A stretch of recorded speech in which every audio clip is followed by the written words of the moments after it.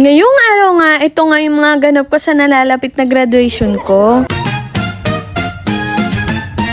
Magandang buhay! Ngayong araw nga ay sinusubukan kong ayusan ang sarili ko. Isang araw na nga lang mga madam at graduation na namin. Ilang araw ko na nga iniisip mga madam kung magpapaayos na lang ba ako na lang mag-aayos sa sarili ko. Kaya ko namang ayusan yung sarili ko pero hindi ko nga lang alam kung kailan ako matatapos.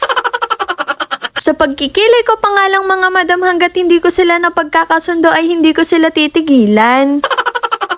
Simpleng makeup look nga lang yung ginagawa ko mga madam dahil tumatapang nga kasi lalo yung mukha ko pag madami akong nilalagay. Sa mga oras nga na ito mga madam nagmamadali na nga ako. Nakita ko nga sa cellphone ko na magsi-7 na pero ipagpapatuloy ko pa rin ang pagkukulot ko.